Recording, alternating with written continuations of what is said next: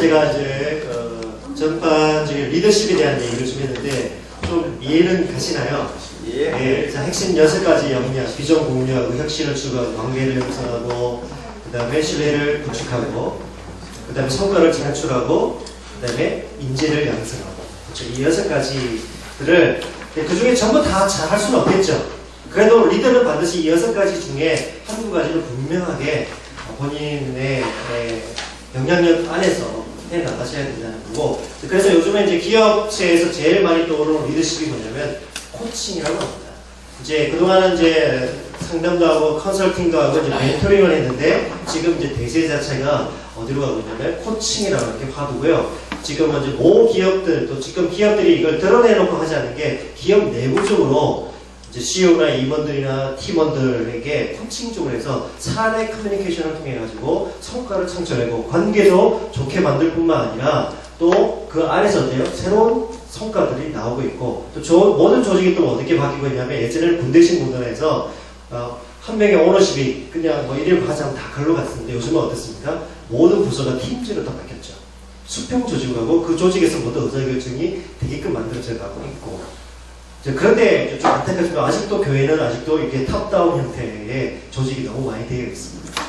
이게 팀 사역이 아니고 그런 것들이 너무 많아서 그래서 이 소통의 어려움들이 있어요. 그런 의미에서 이제 코칭은 그 윤활의 역할을 할 수가 있다 이런 생각을 좀 하면서 소개를 해드릴까 합니다. 자, 그래서 저는 코칭은 어떻게 인식을 하고 있냐면 코칭 리더십을 통해서 상대를 어떻게 해줄까요?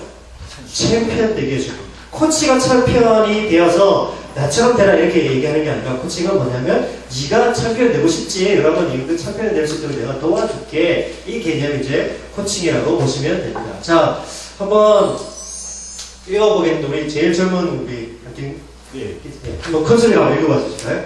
코칭 리더십으로 상대를 챔피언 되게 하라. 네. 때로 당신이 삶에서 원하는 것에 당신보다 훨씬 더 열심히 누군가와 삶에서 관계를 맺고 있다고 상상해보라. 누군가 당신의 가치와 삶의 목적을 알고 당신이 거기에 진실하도록 지원해준다면 어떨까를 상상해보라. 산 정상에서 당신이 올라오기를 기다리며 깃발을 흔들며 응원하는 사람, 당신의 승리를 축하하고 좌절에서 뱀을 얻도록 도와주는 그런 사람이 있다면 어떠실 것 같으세요? 예. 예.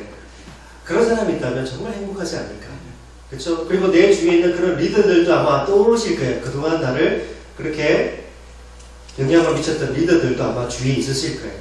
그러면 자연스럽게 어떻게 그 사람을 닮고 싶은 생각이 드실 거라고 생각이 들고 나도 그런 리더십을 발휘해줘야지 이런 생각이 드실 거예요.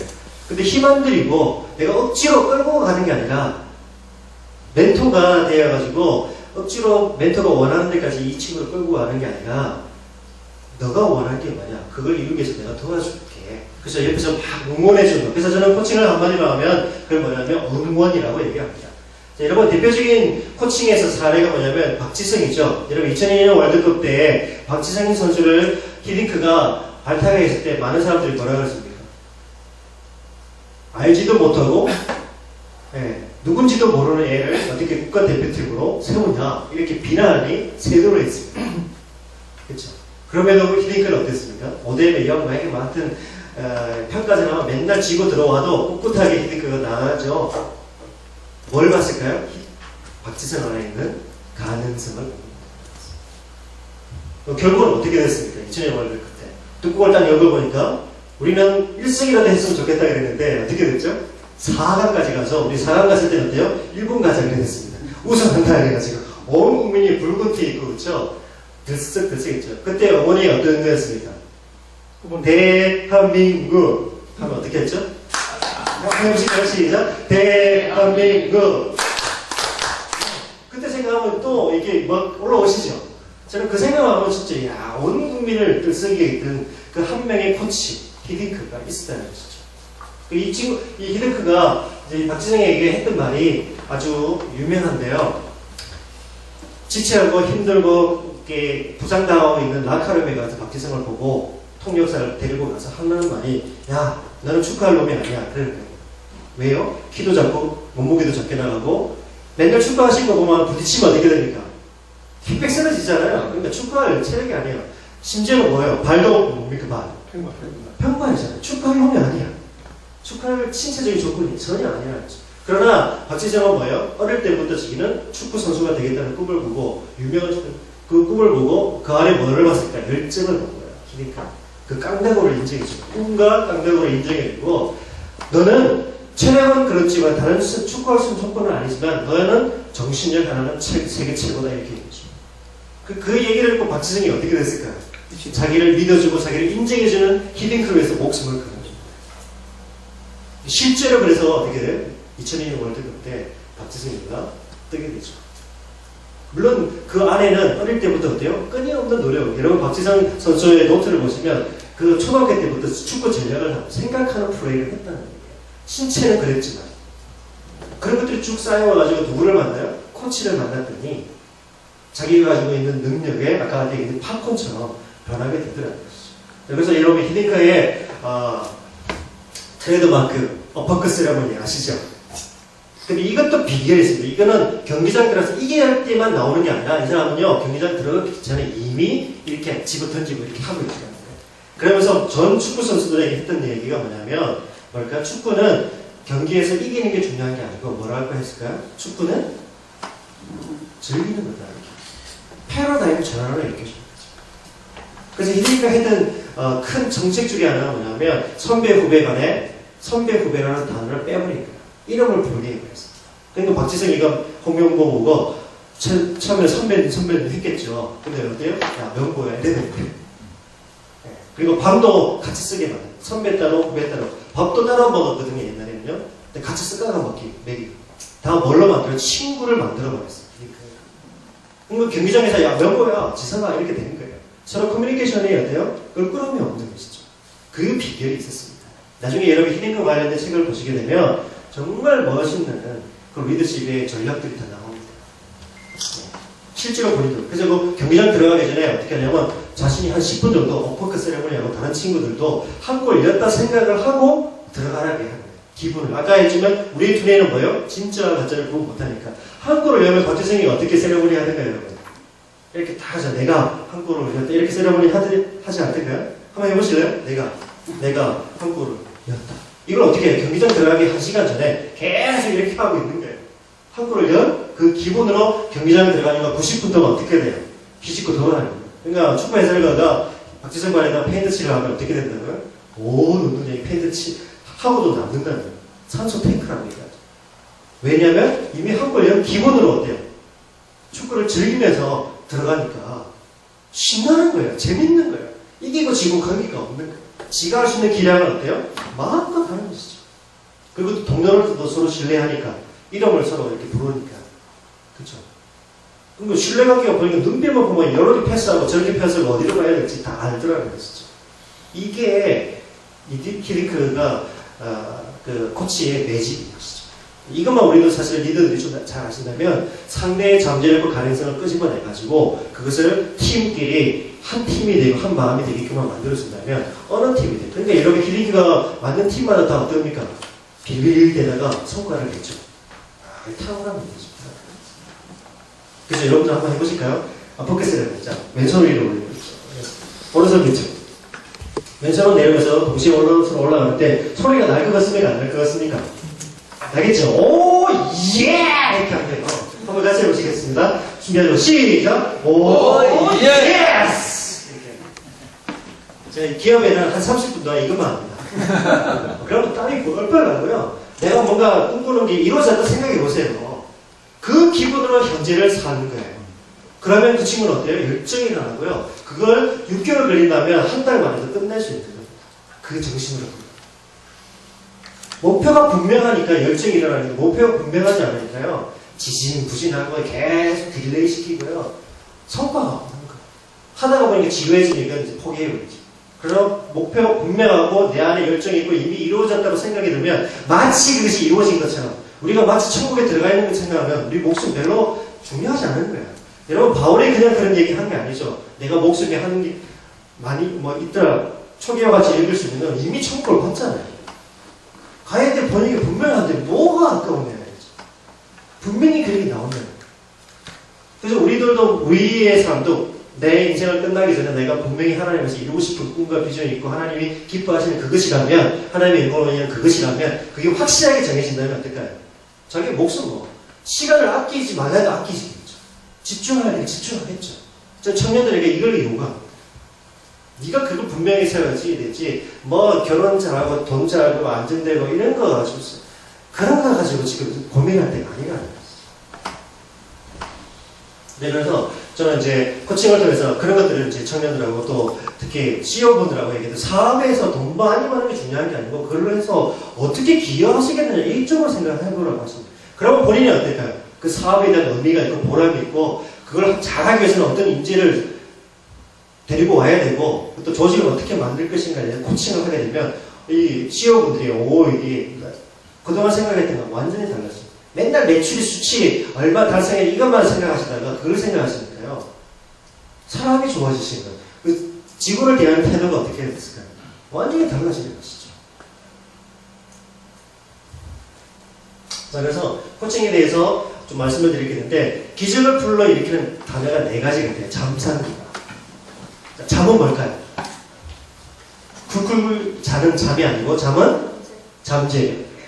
우리 안에 무한한 잠재력이 있습니다. 아주 나도 모르는 나의 잠재력이 있다는 얘기예요. 그 다음에 상은요? 상상력. 예. 그리고 뇌가 용량이 매일 안 되죠. 그렇지만 이 뇌가 모든 우리의 삶을 지배합니다. 내 자신에 대해서. 그렇죠?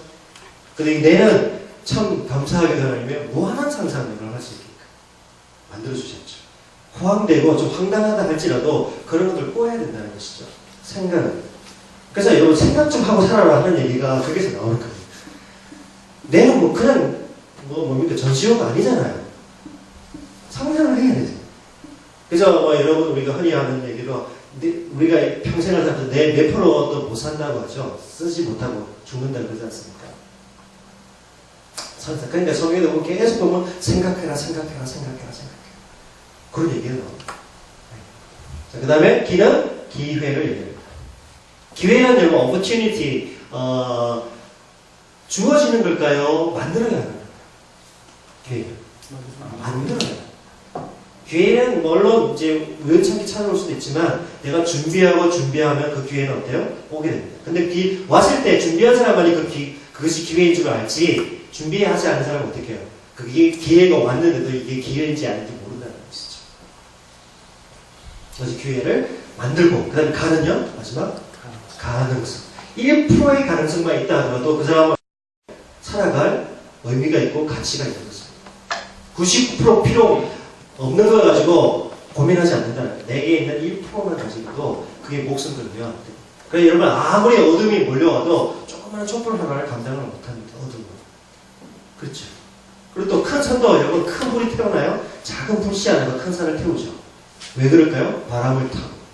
내게 가지고 있는 그 가능성을 가지고 하나님이 쓰신다는 거죠. 그래서 내가 할 수 있는 모든 최선을 다하고 나머지는 어때요? 하늘에 맡기는 거죠. 그래서 저는 참 어릴 때부터 했던 게 하늘은 스스로 돕는 자를 돕는다.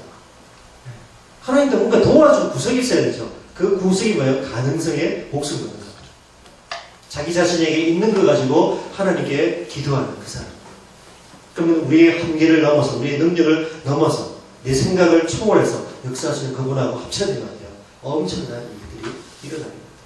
그래서 기적을 불러일으키는데 제가 코칭을 하면 이 4가지를 물어보면 너 안에 잠재는 적이 뭐냐?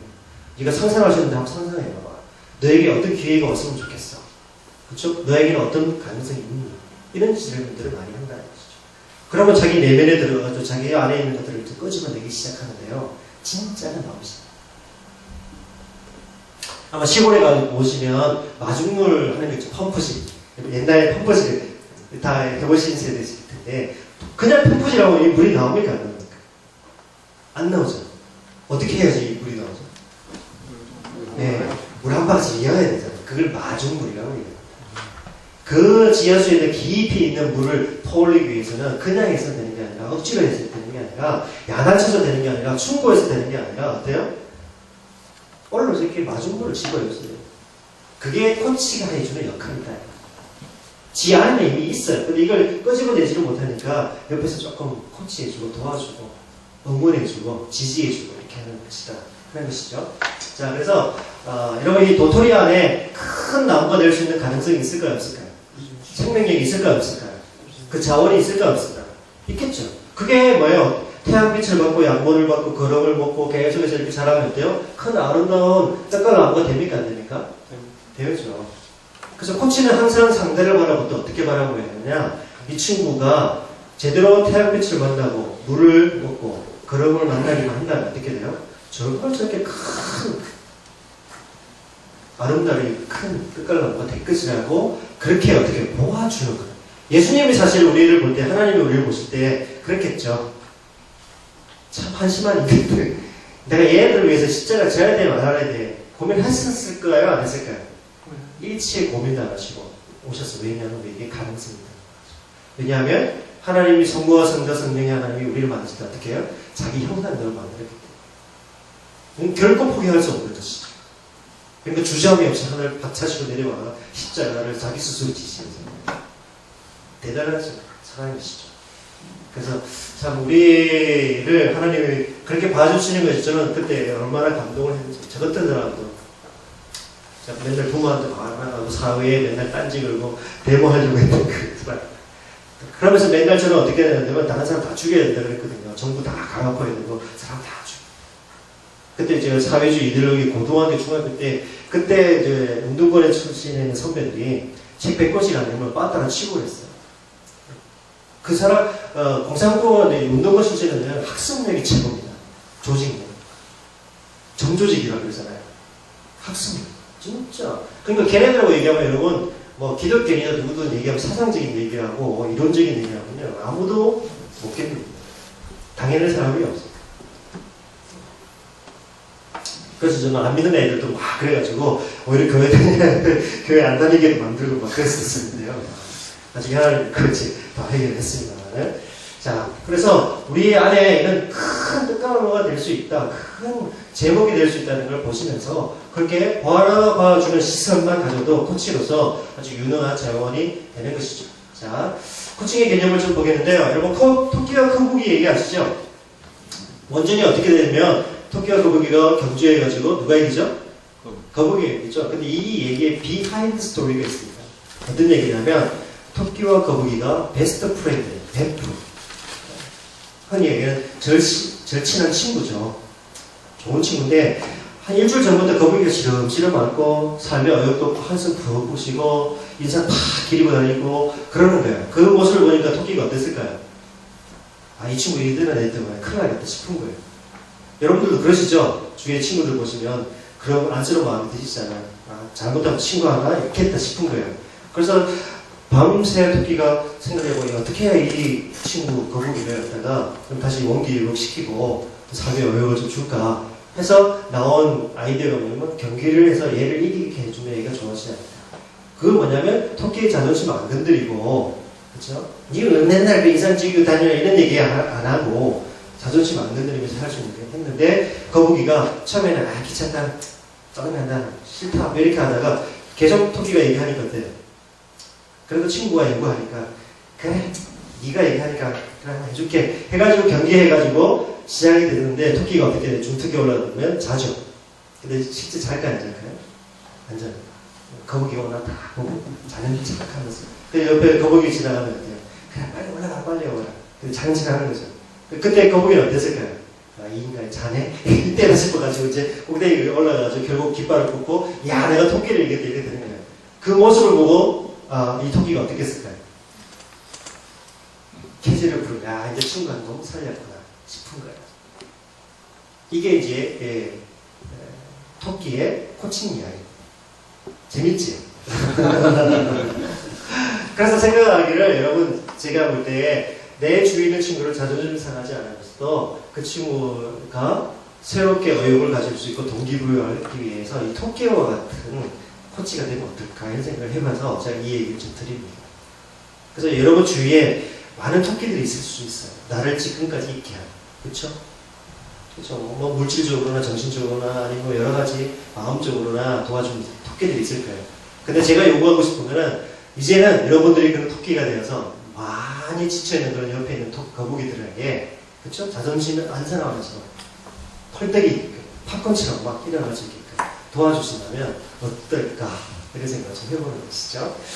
자, 코칭의 원은 마차에서 시작이 됐습니다. 헝가리, 유럽 쪽에 헝가리에 보면 콕스라고 하는데 그는 지역에서 마차를 운영하는 사람을 콕스라 그랬어요. 그리고 이 마부를 갖다가 그렇게 얘기를 했습니다. 그래서 이제 사실 마차에 고객이 타면 마부는 뭐만 해주면 되죠? 고객이 가자는 데까지 데려다 주기만 하면 됩니다. 그게 코칭의 어원입니다. 그래서 지금 영국이나 이런 데 가면 택시들도 코치라고 합니다. 그러니까 고객이 그러니까 이 마부가 원하는 대로 가는 게 아니라 어떻게 한다고요? 고객이 원하는 대로. 그렇죠? 그 코칭은 철저하게 누구의 위주냐면 고객을 위주로 하는 상대를 위주로. 코치가 가고 싶은 대로 가는 게 아니라 상대가 가고 싶은 데까지 나는 뭐 해주는 사람이라고요? 데려다 주는 사람. 가는 길에 같이 길동무하고 말동무해주고 더 잘 효과적으로 갈 수 있도록 어떻게 해요? 길잡이 해주는 역할을 하는 게 이제 코치다 이렇게 보시면 됩니다. 좀 충분히 이제 이해가 됐잖아요. 이게 이제 현대에 들어와서는 스포츠 코치들이 이제 응용을 많이 하게 되죠. 골웨이라는 테니스 코치가 있었는데 이 사람이 처음에는 이제 스탠다드 누구나 똑같은 방식으로 가르치는 거예요. 그러니까 성과가 안 나오는 거예요. 똑같이 가르쳤는데. 그래서 이제 방법을 바꿔가지고 네가 원하는 스타일이 뭐냐? 네가 어떻게 치면 더 좋더냐? 물어보는 거예요. 아 저는 이렇게 치는 것보다 이렇게 치는 게 더 좋던데요? 아 그래? 그럼 한번 그렇게 해봐. 했더니 어떻게 됐을까요? 결과가 성과가 나오기 시작합니다. 이때 이제 이 사람이 내 방식대로 하는 게 아니라 지가 원하는 대로 해줘야 되는구나 해가지고 했더니 성과가 나고 그걸 책으로 적었더니 기업에 소개가 돼요. 기업에 가서 그 사람이 강의하면서 코칭이라는 게 이제 기업에 본격적으로 도입이 돼서 지금까지 했는데 미국에서 한 3, 40년 됐고 한국에 들어온 지는 코칭이 한 10년 정도밖에 안 됐습니다. 그리고 부산 경남지구도 지금 작년부터 이제 활동이 되고 있는데 올해 제가 지구전을 맡으면서 활동을 하고 있습니다. 그래서 청소년, 그 다음에 대학 청년들, 그 다음에 일반인들, 또 기업인들 이렇게 해서 부산에 이제 한국코치협회 자격이 있어요. 자격증이 있는데 교육을 받고 실습을 하시면 자격을 테스트를 통과하면 자격이 이제 프로코치만 통과하고 있는데 아직도 모자랍니다. 한 20명밖에 없어요. 부산에. 서울에는 굉장히 많이 계신데 그래서 여기 계신 분들이 코칭에 좀 관심 있으면 교육 받으시고 코치 자격을 따서 교회에서 또 직장에서 또 사회에서 좀 봉사하시면 좋겠어요. 저는 지금 코칭 기부를 하고 있습니다. 많은 이제 복지관이나 아니면 청소년 단체 있는 그냥 이제 무료로 가서 코칭 기부를 하고 있어요. 재능 기부를 해서 해드리고 있고 저 외에 몇 명의 코치들하고 해서 연결해가지고 여자는 여자, 남자는 남자 이런 식으로 해가지고 붙여줘가지고 계속 서비스를 해주고 있습니다. 가지고 있는 게 뭐 그거밖에 없으니까 그렇죠? 그렇게 하고 또 이제 뭐 기업에 가서는 이제 정당하게 기업부터 코칭 피를 받고 이렇게 하고 지금 21세기 이제 기업으로 직장으로 직업으로 곽강을 받고 있는데 상담사들이나 컨설턴트들이 이제 코칭을 배워서 코치로서 그래서 저희 명함에도 보면 코치라고 이렇게 명명을 하고 있습니다. 그래서 이제 21세기 최고로 아마 각광받는 직업이 코칭이 아닐까 이런 생각이 좀 듭니다. 자, 그래서 코칭의 전체 대응 프로세스는 이것만 기억하시면 오늘 저의 강의를 들으신 거는 진배 없다 이런 생각이 듭니다. 이거 하나만 기억해 놓으시면 됩니다. 자, 코칭의 상대를 만나 코칭을 하게 되면 이 프로세스대로 이제 진행이 되는데 첫 번째 만나가지고 하는 게 뭐냐면 내가 앞으로 원하는 게 뭐냐 want 철저하게 어때요? 미래지향적으로 질문하는 거죠. 과거는 전혀 묻지 않습니다. 과거가 어땠는지 그걸 상담소에 가서 얘기하면 되는 거고 코칭은 어떻게 해요? 앞으로 네가 원하는 게 뭐냐 이렇게. 그래서 원트를 물어볼 때 저는 이렇게 보죠. 꿈이 뭐냐? 비전이 어떤 거냐? 목표는 뭐냐? 드림, 비전, 골. 그러니까 이건 영문만 됐으면 DVG 되죠? 그쵸? 꿈을 꾸고 비전을 그리고 목표를 설정하면요 인생이 DVG인다고 했죠. DVG가 했습니다. 요것을 만들어야 돼요. 인생을 성공적으로 탁월하게 살기 위해서. 그러니까 이것이 포커싱이 안 되면 어떻게 될까요? 살아가는 방향을 잃어버리게 되는 겁니다. 그렇죠? 자기가 뭐 때문에 살고 왜 사는지에 대한 것들을 모르고 사는 거예요. 또 그것을 우리는 이제 크리스찬들이니까 또 어때요? 하나님 안에서의 하나님이 나에게 원하는 꿈이 뭐고 소원, 비전이 뭐고 목표가 뭔지 이것도 물어봐야 되죠. 나의 소원과 하나님의 소원이 합쳐시켜가지고 그걸 포커싱해서 이거 다 딱 이게 나와야 됩니다. 그래야지 어때요? 코칭이 출발이 됩니다. 그러니까 지금 보통 한 3개월로 코칭을 하게 되면 일주일에 1시간씩 해서 12분을 하는데 이것만 찾는데 한 3, 4주가 걸립니다. 왜냐면 많은 사람들이 자기의 미래에 대해서 설계를 하지 않거든요. 한다 하더라도 굉장히 추상적으로 해요. 그렇죠? 그냥 돈 많았으면 좋겠고 뭐 아파트 몇 평짜리 살았어. 이따위의 얘기를 한단 말이죠. 그게 너의 삶에 무슨 가치가 있느냐 물어보면 별로 가치 없다는 나와요. 나중에. 그럼 진짜 네가 가슴이 뛰고 목숨을 걸을 말 흥분이 되는 그런 목표가 뭐냐 다시 물어보는 것이죠. 그래서 내면의 깊은 데까지 들어가게 됩니다. 그렇게 한 다음에 그렇다면 네가 원하는 게 이건데 그러면 지금 현재는 어떠냐 물어보고 두 번째 순서는 지금을 산타는 건 어떠느니 이렇게 물어보죠. 그럼 지금은 뭐 이럴 거 저럴 거 저럴 거 얘기가 나오겠죠. 그러면 원하는 거하고 지금하고의 상태가 뭐가 생깁니까? 갭이 생기죠. 차이가 생긴다는 거죠. 그래서 코칭은 뭐냐면 자기가 원하는 것과 현재의 그 갭을 줄여주는 작업이 코칭입니다. 그렇죠? 그래서 이 줄여주려고 하다 보니까 코칭 스킬이 필요해요. 질문을 통해서 이 친구가 원하는 것과 현재를 좁혀줄 수 있는 코칭 스킬들이 있는데 그게 뭐냐면 경청해주고 인정해주고 칭찬해주고요. 질문하고 침묵하고 래퍼하고 메시징하고 메타포하고 등등 여러가지 코칭 스킬들이 있어요.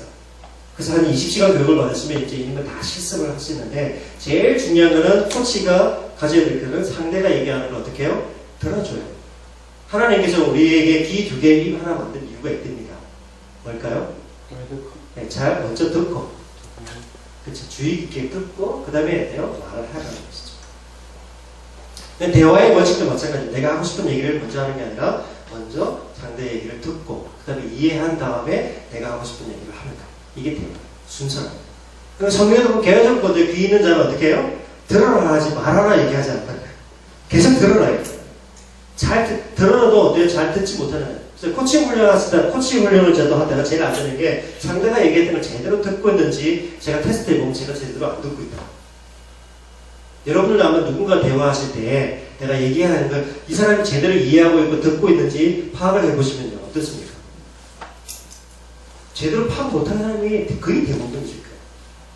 아, 그래서 그게 아니고 내 얘기는 뭐냐. 다시 또 부연설명을 하고 해야지 제대로 알아듣는 경우가 있죠. 특히 부부간의 대화에서 그것이 심각합니다. 내가 얘기한 거하고 전혀 다르게 이해하고 받아들이고 경청 훈련이 안 돼 있어요. 그래서 이 훈련을 굉장히 많이 하고요. 그 다음에 두 번째 하는 게 뭐냐면 인정하는 거예요. 있는 모습 그대로 상대가 있는 모습 그대로를 인정해 주는 게 필요합니다. 사실 이제 사회생활 많이 하시고 직장생활 많이 하시니까 제일 우리 직장생활 하시는 분들이 다른 사람부터 받고 싶은 게 뭐냐면 뭘까요? 인정받는 거예요. 아, 대단하다. 야, 멋지다. 훌륭하다. 그쵸? 인정받을 때 어때요? 막 기가 차시잖아요. 근데 직장생활하면 그 인정을 많이 받으십니까? 못 받습니까? 인정은 뭐 고소하고 그쵸? 맨날 깨지나 말고 그쵸? 심지어는 뭐 욕하고 인신공격까지 하는 경우가 있습니다. 개돼지 이런 얘기도 듣고 그렇게 하죠. 그랬을 때 사람의 마음은 어떨까요? 어차피 직장 상사이기 때문에 어쩔 수 관계는 됐지만 참 그게 그 시기 하잖아요. 근데 코칭은 철저하게 상대를 그냥 지금 현재 있는 모습 그대로를 인정해줘. 사실은 이게 뭘까요? 예수님이 우리를 향한, 하나님이 우리를 향한 그거였죠. 그냥 연약한 존재로 그대로 인정해 주신 거예요. 너 이거밖에 못해 이랬다면 우리는 어떻게 됐을까요? 노아 시대처럼 깡들이 없어졌을 거예요. 진짜 그때 하나님 진짜 원하셨던 것 같아요. 노아 가족 외에는 다 그냥 깡들이 물론 해치우셨잖아요, 사실.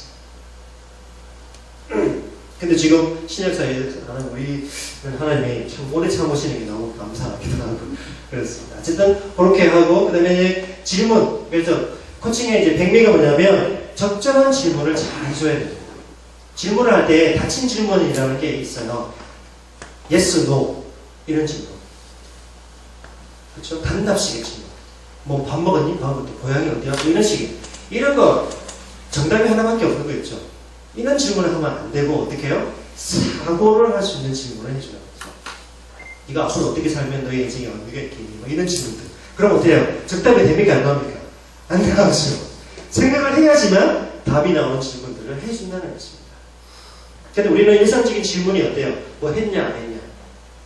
뭐 이런 질문 하나만 하는 질문들을 너무 많이 하더라고요. 그리고 이제 여기에 보면 강력한 질문이라고 그러는데 그 친구에게 아주 충격적인, 아주 자기 내면에 뭔가 변화가 일어나거나 아주 핵심적인 질문들, 이런 것들을 적절한 타이밍에 해주고 있을 때 그 친구가 어떻게 어웨어 돼요. 자각하는 거예요. 그렇게 되면 이 친구는 이제 자기의 인생에 멋있는 목적을 얻게 됩니다. 근데 또 우리 그 질문하고 나면 어때요? 그 친구가 대답할 때까지 기다려줘야 됩니다. 근데 우리는 보통 질문하고 나면 어때요? 적답이 안 나오면 어떻게 하죠? 내 질문이 잘못됐나 싶어가지고 또 부연 설명하시죠. 잘 우리가 생각 못하는 건데 내 질문이 이런 거야. 이렇게 하는 게 아니라 끝까지 스스로 답이 나올 때까지, 그게 뭐 10분이 됐든 30분이 됐든 1시간이 됐든 생각하고 있을 때는 기다려줄 필요가 있습니다. 제가 이걸 이때서 배운 게 뭐냐면, 하나님께 기도하면 하나님이 그냥 적당히 해주시면 얼마나 좋아. 그래 좋다 아니면 아니다 뭐 분명하게 하시면 좋은데 이게 하나님 말씀을 안 하시죠. 답답하시지 않으시니까요? 저는 굉장히 많이 당했는데 하나님 좀 말씀 좀 하십시오. 아니면 사인을 좀 보시고 맨날 얘기했는데 계속 침묵하시더라고요. 그러면서 계속 뭘 하시게 하냐면 기도하게 하시면서 나를 내 스스로 어떻게 해요? 내 스스로 변화되게끔 하시더라고요. 하나님의 비결이 그게 있구나. 침묵하시는 거예요. 제가 그래서 쿠션을 배우면서 이 성경에 예수님의 제자들과 했던 것들, 그 제자들에게도 예수님이 맨날 뭐 하죠? 질문합니다. 베드로야 네가 나를 사랑하냐? 질문합니다. 생각을 할 수밖에 없죠. 그죠? 이 대단한, 예수님이 보면 대단하신 분이세요. 질문을 늘 하세요. 질문. 그리고 또 쉽게 답할 수 없다는 이런 것들. 참 대단하신 분이시죠. 예수님 그래서 코칭을 어디서 안 배우셨을 텐데 2000년 전에 그렇게 하셨다는 거. 제가 그래서 코칭을 배우면서 이건 굉장히 성경적인 그런 스킬이구나 이런 생각을 많이 해봅니다. 자, 그렇게 하고 그 다음에 레포, 메시지, 그 다음 메타포라는 것은 비유라는 겁니다. 비유. 우리 성경에도 보면 비유가 많이 있죠. 그렇죠? 이런저런 그런 비유들이 있을 겁니다. 그래서 어떤 이미지를 비유하는 것이죠. 뭐 우리가 그 돌짝밭에 한 씨 뿌리는 비유라든지, 그렇죠? 여러 가지 비유, 참 포도나무 비유라든지 그런 거 하면 우리는 빨리 인식을 할 수가 있죠. 그렇죠? 메타포, 레포는 나중에 제가 설명하려고 하고 있습니다. 메타포는 비유나 은유적으로 어떤 걸 빗대어서 얘기하면 상대가 어떻게 해요? 빨리 깨달을 수가 있다. 그런 것들을 적절하게, 그래서 우리 설교하시는 목사님들은 어때요? 예언을 적절하게 들면 성도가 빨리 그 내용을 숙지할 수가 있죠. 이해할 수가 있듯이 그걸 이제 메타포로 말합니다. 그다음 이제 그런 스킬들을 쭉 이용해가지고 어때요? 그 계획을 줄여주는 작업을 해놔요. 그리고 나서 이제 질문하는 게 뭐냐면 어떻게 하면 되겠습니까? 지금부터 이 목표를 이루기 위해서, 당신이 원하는 걸 이루기 위해서 지금부터 어떻게 하면, 어떤 방법을 쓰면 이룰 수 있겠습니까? 결론적으로 이제 물어봅니다. 그래서 코칭을 할 때는 왜라는 질문을 절대 하지 않습니다. 너 왜 이렇게 됐어? 너 왜 이것밖에 안 돼? 왜라는 질문은 여러분 어떻습니까? 그 질문 자체가 부담이 됩니다. 거부감이 일어나요. 왠지 내가 뭔가 잘못했다는 뉘앙스가 있어요. 그럼 혹시나 여러분이 입에 그동안 많은 관계에 있어서 왜라는 질문을 많이 하셨으면 그건 창의적인 아이디어를 낼 때는 굉장히 좋은 질문인데, 관계에 있어서, 사람과의 관계에 있어서 왜라는 것은 굉장히 위축되게 만듭니다.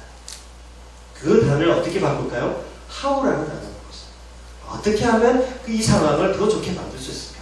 아니면 어떻게 하면 더 좋은 아이디어가 있을까? 이렇게 물어봐요. 왜 이것밖에 안 돼? 왜 이 정도 아이디어밖에 못 만들었어? 이렇게 뭐요? 질책하는 거잖아요. 그럼 어떻게 하면 더 좋은 방법이 있겠냐? 이렇게 물어봐요. 그 다음에 무엇을 하면 더 좋겠냐? what을 물어봐요. 코치는 항상 저도 그래서 버릇이 돼가지고요. 코치하다 보면 야 어떻게 하면 좋을까? 이렇게 물어봐요. 무엇부터 하면 좋겠니? 이게 이제 습관이 되겠어요. 왜 하는지 쏙 빼버리거든요. 그래서 상대는 어떻게 해요? 중립적인 언어라고 합니다. 이걸 갖다가 아무 가치 판단 없이 그 사람에게 던지면 그 사람도 전혀 부담 없이 아무 가치 판단이 없기 때문에, 옳고 그름의 판단이 없기 때문에 자유롭게 생각할 수 있을까요? 없을까요? 생각할 수 있죠. 그러니까 여러분이 이런 것들만 나중에 실수를 좀 많이 해보셔야 이게 이제 익숙해지시는데 이런 게 있다고만 생각하시면 되겠습니다. 자, 그렇게 해서 방법들이 막 A, B, C 쭉 나오겠죠. 이렇게 저렇게. 예를 들면 제가 우연찮게 코칭을 하다 보니 담배를 많이 끊게 해드렸어요. 자기가 원하는 건강한 몸을 갖고 싶대요. 그렇죠? 지금은요, 담배를 줄다 그래서 지금 2갑씩 핀다는 거. 그러면 건강하게 되겠어요? 엄청난 갭이죠. 두 개 보이잖아요. 이제 물어보죠. 뭐 어떻게 하시면 그럼 담배를 끊고 끊는다는 얘기도 안 했어요. 어떻게 하면 그러면 건강한 몸을 이룰 수 있겠습니까? 그러면 담배를 끊어야 되지 않겠나요? 뭐 이런 게 하는 거예요. 자기 입에서 나오는 거예요. 그렇죠? 그러면 이제 딱 잡아요. 그러면 담배를 그러면 당장 끊을 수 있는 시도해 본 적이 있는데 많이 있었는데 실패했대요. 그러면 그동안 했던 방법 말고 또 다른 방법 없겠습니까? 또 물어보죠. 그러니까 이런저런 얘기가 나와요. 그러면서 이제 더 깊이 들어가서 어떻게 담배를 피워서 건강이 진다면 어떤 주위에 변화들이 있겠습니까? 물어보고 이분이 이제 이 질문에 완전히 충격을 받으셨어요. 자, 한번 잘 생각해 보세요. 그분이 하시는 얘기가 제 얘기가 아니라 담배를 먹고 건강해지면서 병원에 가서 폐나 암이나 기타 여러 질병이 있으면 병원에 가면 병원 신세 질 거죠. 그러면 돈이 일단 나가요. 그동안 번 돈이. 그 다음에 기존에 하던 일들이 다 적어져요. 더 중요한 건 가족들에게 뭐예요? 밀폐죠. 자기가 제일 사랑하는 사람에게 최대로 악한 행위를 하는 게 그거예요. 안 그렇습니까? 저도 병수관을 저희 아버님 3년 동안 중풍으로 누우셨을 때 병간을 해봤지만 저는 차마 어머님처럼까지는 못하겠더라고요. 여러분 3년이라는 게 쉬운 세월이 아니거든요. 그래가지고 여러분 수술하고 또 해가지고 또 그게 회복이 되면 다행스러운데 그렇게 되는 경우가 거의 없잖아요. 흡연. 그래가지고 마지막에 혹시나 죽었다 그랬으면 가족들에게 어떻게 하시겠어요? 본인이 이제 그 생각까지 이르니까 어떻게 됐을까요? 이제 눈물을 툭 흘리시면서요.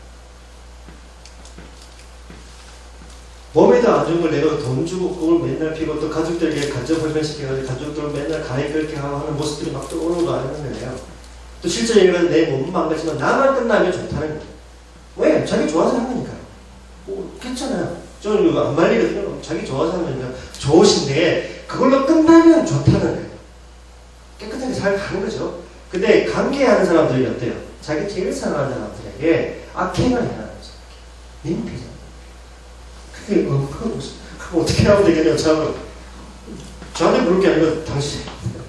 그분이 그 순간을 당장 끊어버리고 집에 가가지고요. 자식들하고 그 마누라한테 잘못했다. 지금 얼마나 건강하게 사시죠. 스스로 그렇게 되니까 어때요? 그게 되더라고요. 물론 이제 저는 이제 나중에 보건과에서 이분이 크리스찬까지 되셨는데 저 이제 코칭의 힘이 대단하구나. 내가 별로 힘 안 들였는데 그분이 이렇게 변하는 건데 참 많은 보람을 느꼈습니다. 자, 그렇게 한 다음에 그 사람 방법을 찾아 나오면 그 실제 실행할 수 있게끔 해서 액션 플랜을 만들게 됩니다. 액션 플랜. 그래서 코칭은 목표를 정하고 방법을 찾아내가지고 어떻게까지 하냐면 실행까지 하게끔 만드는 게 코칭이에요. 그러니까 많은 사람들이 근데 계획은 많이 하죠. 그쵸? 어떻게 해야겠다. 건강을 위해서 뭐 해야겠다 하는데 저는 어떻게 하냐면 체크리스트까지 다 만들어가지고 그것을 일주일에 한 번씩 또 하루에 하나씩 계속 뭐예요? 체크해서 실제로 실행할 수 있게끔 만들어주는 게 코칭이고 그거 할 때마다 코칭은 어떻게 해야 될까요? 잘한다고 축하해주고 응원해주고 지지해주고 그런 역할을 하는 겁니다. 그게 이제 코칭 전체 프로세스가 이렇게 진행이 됩니다. 여기서 벗어나지가 않습니다. 그래서 저희가 누구를 만나도 3개월 단위로 일주일에 한 번씩 만나가 1시간씩 하는 이 프로세스를 쭉 밟습니다. 요게 한 3, 4주 갈 수가 있고요. 여기 3, 4주 갈 수가 있고 그렇습니다. 각 단계들마다. 왜냐면 단번에 답이 나오지 않잖아요. 그렇게 진행이 된다 보시면 돼요. 그리고 나중에 제가 말씀을 드리겠지만 멘토링하고 코칭에 약간 차이가 있는데 어떤 차이가 있냐면 여러분 카운셀링, 코칭, 멘토링, 컨설팅 이런 단어 많이 들어보셨죠? 코칭을 리더십을 배우시다 보면 그런 단어들이 많이 나오거든요. 카운셀링은 어떠냐면 과거 지향이에요. 과거로부터 현재까지 있던 시점이 그렇고 과거의 아픈 상처 또 아픈 뭐 여러 가지 스트레스, 사건 이런 걸 통해서 현재 생활이 잘 안 됐을 때 상담을 받는 거죠. 현재를 살아가는데도 많이 창의되는 게 과거의 어떤 뭔가가 붙잡고 있기 때문에 성경적으로 뭐 썬풀이가 있든지 상처가 있든지 이런 것들이 있을 때 이걸 치유해 주는 게 뭘까요? 상담이죠. 그렇죠? 근데 컨설팅은 뭐냐면 현재 뭔가 문제가 발생이 돼요. 현재 당장 뭔가 보자면 그 현재 문제가 발생되는 것만을 해결하기 위해서 전문가들이 붙어가지고 어때요? 원인을 분석하고 조사해가지고 그걸 해결할 수 있는 뭐예요? 솔루션을 만들어서 이대로 하면은 지금 현재 문제가 해결이 될 것이다 하는 게 뭘까요? 컨설팅이라고 합니다. 우리가 평소에도 대화할 때 보면 컨설팅적인 대화를 많이 합니까? 안 합니까? 많이 하시죠? 누군가가 얘기하면 뭐 선배님 아니면 뭐 집사님, 뭐 목사님 이런 문제 어떻습니까? 그러면 바로 여러분 어떻게 하세요? 바로 컨설팅 들어가십니다. 성경에 이렇게 막 또 내 경험에는 이렇게 해야 되는 겁니다. 그건 누구 답입니까? 자기 답이죠. 그 사람 답이 아니에요. 코칭은 철저하게 스스로 답을 찾게끔 만들어주는 거예요. 근데 여러분 오해를 하지 마시고 그게 나쁜 게 아니에요. 그렇죠? 적절하게 그 시기 때마다 컨설팅을 할 때가 있고요. 카운셀링 할 때가 있어요. 또 이제 멘토링은 또 하나 또 말씀드리면 멘토링과 코칭은 똑같이 미래지향적인 대화인데 좀 차이가 있는 게 뭐냐면 멘토링은 뭘까요? 보여주는 거라는 겁니다. 보여주기. 코칭은 지원해주기 이렇게 합니다. 쉬운 예를 들면 자전거를 가르칠 때 자전거를 가르칠 때 멘토링은 어떻게 가르칠까요? 자전거를 잘 타고 싶은 사람이 있어요. 그럼 멘토링은 어떻게 하냐면 네가 내 뒤에 타. 뒤에서 뭐 하라 그러죠? 멘토가 하는 대로 보라는 거예요. 뒤에서 어떻게 핸들을 잡고 페달을 밟으면 방향을 어떻게 밟고요, 브레이크를 어떻게 잡는지 뒤에서 보고 보는 대로 너도 똑같이 하면 어때요? 너도 자전거 잘 탈 거다. 이렇게 서성이 되어서 제자에게 가르쳐 주는 건 멘토링이라고 해요.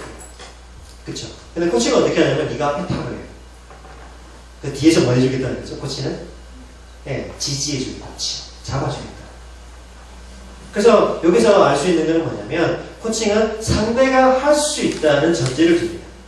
근데 멘토링은요. 상대가 전혀 원하지 않아도 멘토 스승이 제자야 내가 가지고 있는 지식과 경험을 전수해줄게. 따라와. 이렇게 할 수 있죠. 수직적인 관계죠. 수직적. 근데 코칭은 뭐예요? 네가 할 수 있다는 전제를 두고 네가 먼저 타. 어차피 자전거를 타야 되는 목적이 너한테 있으니까 너가 타라는 거야. 나는 뒤에서 뭐 해주겠다는 거죠? 지지해주겠다. 수평적인. 그래서 저는 코칭을 한마디로 정의한다면 그 프렌드십이라고 합니다. 우정. 여러분 결혼해서 우리 부부 배우자 관계도 굉장히 중요한 관계지만 그거보다 더 오래가는 관계가 뭘까요? 우정 관계입니다. 친구. 나이가 들수록 내 주위에 친구가 많고 그 친구들과 시간 보내는 게 좋은 거. 이것만큼 좋은 게 없죠. 그래서 제가 하나님 처음 믿고 하나님 믿고 제일 은혜를 받았던 말씀이 예수님이 우리를 볼 때 뭐라고 얘기하시죠? 친구라고 얘기하시죠. 그 높으신 하나님이 나를 친구라고 부르신대요. 아버지보다 더 좋았던 말이 저는 친구라는 말이었어요. 그 말에 저는 뿅 같죠. 하나님 너무 그때 친절하게 다가옵니다. 중마고 여러분 친구들한테는 허물이 없잖아요. 알고 보여서도 그렇죠. 아무 문제가 없어요. 모든 걸 다 통화할 수 있습니다. 이 코칭이 마치 친구와 연애하듯이 얘기하듯이 터놓고 얘기하듯이 그런 관계다. 그리고 두 번째 차이는 뭐냐면 코칭은 상대가 할 수 있다는 전제를 두면서 어때요? 끝까지 어떻게 해요? 지지해주는 쪽으로 가죠. 멘토링은요 일정하게 전수가 끝나면 그걸로 끝나죠. 근데 코칭은 또 다른 문제 가지고도 얼마든지 다룰 수 있는데 멘토링은 어떤 사람이냐면 전문가가 돼야 되죠. 그 분야에 탁월한 사람이 돼야 돼요. 자기가 가지고 있는 지식과 경험을 나눠줘야 됩니다. 근데 코칭은 어떨까요? 그 분야에 대해서 전혀 비전문가도 코칭을 할 수가 있다. 이 두 차이가 있어요. 다시 말하면 피아노를 잘 치는 멘토는 어때요? 자기가 직접 보여줘야 되죠. 이렇게 치는 거다. 맞습니까? 페달은 어떻게 밟고 이렇게 장조는 단조는 어떻게 한다면 이렇게 보여줘야 되는데 코치는 어떻게 할까요? 전혀 자기가 피아노를 못 치더라도 네가 음악을 피아노 잘 치고 싶으냐? 그러면 어떻게 할까요? 일단 앉아라. 쳐봐. 그쵸? 그리고 내가 악보를 모르면 악보를 잘하고 피아노를 잘 치는 사람한테 소개해 줄 수 있을까요? 없을까요? 들어줄 수 있는 거 아니면 인터넷 뒤져봐라. 네가 어떻게 하면 잘 칠 수 있게 계속 물어보는 거예요. 그러면 어떨까요? 이 친구가 스스로 터득해 나가는 거예요. 그러니까 멘토링과 코칭의 큰 차이가 그런 부분이 있다는 것이죠. 그리고 세 번째 큰 장점은 책임성입니다. 멘토링은 책임감이 많을까요? 안 많을까요? 멘토는 굉장히 많겠죠. 근데 멘토링의 기원 자체가 그래요. 멘토 왕이 있는데 왕이 전쟁에 나가면서 친구와 멘토한테 자기 아들내미를 맡긴 거잖아요. 내가 전쟁에 나갈 때는 우리 아들 좀 맡기니까 네가 좀 잘 어떻게 좀 해봐라. 된 거죠. 자기가 알고 있는 멘토는 친구의 부탁을 받고 자기가 알고 있는 걸 전수해 주잖아요. 그게 기본이고 코칭은 완전히 다르거든요. 상대가 원하는 대로죠. 그러면서 멘토는 책임을 거의 받지 있지만 코칭은요 전혀 거의 책임이 없습니다. 왜냐하면 100% 누구 책임일까요? 상대 책임입니다. 여기 저는 코칭하면서 굉장히 자유로운 게 뭐냐면 내가 별로 책임질 게 없고 모든 책임이 다 그게 있다. 그래야지 어떻게 될까요? 리더십이 길러집니다. 여러분 리더십은 자기가 생각하고 말한 그것에 대한 결과에 대해서 어떻게 해요? 책임까지 지는 사람을 리더라고 해야 됩니다. 근데 많은 리더들이 어때요? 말과 행동은 잘해요. 근데 뭘 안 하죠? 책임을 회피합니다. 이 때문이다. 누구 때문이다. 회피하죠. 도망가고. 근데 진정한 리더는 그에 대해서 책임까지 지는 사람. 그러니까 코칭을 통해서 어떠냐면 스스로 모든 걸 할 수 있게끔 도와주는 게 코칭이다. 이렇게 보시면 돼요. 이 세 가지 큰 특징이 있어요. 그러나 여러분 제가 아는 것 말씀이 이 네 가지가 코칭과 멘토링과 카운셀링과 컨설팅 이 네 가지가 좋고 나쁘게 없습니다. 그 상황에 맞게끔 적절하게 어떻게 해요? 코칭할 때가 있고 컨설팅할 때가 있고 멘토링할 때가 있고 카운셀링할 때가 있다는 것입니다. 그래서 리더는 이걸 적절하게 그 상황에 맞게끔 어때요? 잘해줘. 예수님이 사실은 이런 걸 너무 잘했어요. 때로는 컨설팅 하셨다. 때로는 멘토링 했다. 때로는 코칭 했다. 때로는 카운셀링 해주죠. 그쵸? 특히 여러분 베드로 교회는 진짜 카운셀링 해주시죠. 배반하고 도망간 친구한테 부활하신 이후에 찾아가서 어때요? 고기 구워주고, 그쵸? 아침에 밥해 먹이면서 과거를 쫙 치유해 주시잖아요. 그래 놓고 미래를 제시해 주시지. 그러니까 스스로 어때요? 스스로 목숨 걸고 이제 복음을 전하고 다니지 않습니까? 근데 이 순종이라는 말이 참 저는 예전에 굉장히 어려웠었는데 코칭을 배우면서는 너무 좋은 거예요. 여러분 복종, 맹종 이런 것들은 너무 억지스러운 거죠. 내가 하기 싫지만 어차피 따라야 되니까 맹종하고 복종하는데 순종은 뭐냐면 내가 자발적으로 그분 뜻에 내가 스스로 그렇죠? 절제하면서 내가 따르겠다고 결단해서 기쁨으로 가는 게 순종이라는 것이죠. 그래서 저는 순종이라는 말 처음에는 굉장히 부담이 왔는데 하나님에 대한 나의 마음을 스스로 하게 되니까 이게 쉬웠어요. 그래서 얼마나 이렇게 좋은지. 그래서 여러분 오늘 제가 여러 가지 짧은 시간에 말씀드릴 것들이 정리가 될지 모르겠습니다만 코칭 리더십이라는 것은 나의 자신을 먼저 성찰하게끔 만들어주고요. 그 다음에 또 다른 사람을 어떻게 효과적으로 도와줄 수 있는 그런 스킬이고 이런 대화 모델이다. 하나씩 나중에는 워크숍이 필요하면 저희 협회에 오셔도 좋고 아니면 제가 연구소에서도 계속 교육을 하고 또 서점에는 아주 코칭 관련된 책들이 많이 나와 있습니다. 특히 크리스천 코칭이라는 책들도 있거든요. 그런 걸 한번 보시면 많이 도움이 되고 기존에 지금 직장 생활 하시는데 대인관계에서 소통하고 대화하는 데 있어서 아주 탁월한 방법이면서 다른 사람을 인재로 양성할 수 있는 좋은 그런 스킬이고 그런 모델이 아닐까 하는 생각을 합니다. 자, 제가 마지막으로 말씀을 좀 정리하자면 저는 어릴 때부터 어떤 친구와는 같이 살았냐면 연탄재하고 같이 살았습니다. 고등학교에 단칸방에서 자글세 방에서 저희 어머님하고 아버님하고 저하고 남동생하고 네 사람이 고등학교 때까지 연탄 가는 게 제일 전문가였거든요. 구멍 맞추는 거 이게 쉽지가 않으시죠. 해보신 경험 있으신 거예요. 불 끄시면 번개탄 해가지고 또 불 살려야 돼요. 그게다가 오징어도 구워 먹고 쫄쫄이 데려먹고 했던 기억이 있는데 중학교 2학년 때였는데요. 그날도 이제 제가 연탄 갈아놓고 잤는데 저녁에 소피가 몰아서 나오다가 쓰러진 거예요. 왜 쓰러졌을까요? 네. 가스 마셔보신 적 있으세요? 네. 그러더라고요. 동지가 계시네. 먹고 이렇게 가스를 먹고 쓰러졌더니 마침 어디 소리는 세숫대야 있는데 머리를 부딪히는 거예요. 그래서 쨍가는 소리가 나서 보니까 가족들이 보니까 이 인간이 쓰러져 있잖아요. 그래서 어머님 식초 갖다 바르고 하여튼 난리를 쳐가지고 응급실에 가서 겨우 죽다가 살아났어. 네. 사실 제가 그때 가스는 안 마셨어도 지금 이제 IQ가 100은 안 됐을 텐데 이런 생각도 좀 해보는데요. 우스갯소리가. 그래서 참 한편으로는 감사하기도 했죠. 근데 제가 소피가 안 몰았으면 어떻게 됐을까? 완전 온 가족이 이제 몰살 다 하는 거죠. 그러니까 제가 연탄재만 보면 어떻게 했을까요? 네, 이 왼수 같은 뭐라 해가지고 맨날 발로 차고 난리를 쳤죠. 연탄재만 먹으면 이제 스트레스가 이빨이 이게 아주 화가 계속 올라오는 거죠. 근데 제가 대학교 때 안두현 씨의 글을 보니까 연탄재를 발로 함부로 차지 마라. 너는 언제 한번 그렇게 뜨거웠던 적이 있느냐. 이런 문구가 있더라고요. 제가 그 말을 딱 보자마자 연탄재에 대한 인식이 바뀌면서 연탄재를 묵상해봤습니다. 연탄재 인생이 어떻게 해요? 아궁이 들어가기 전에 무슨 색깔일까요?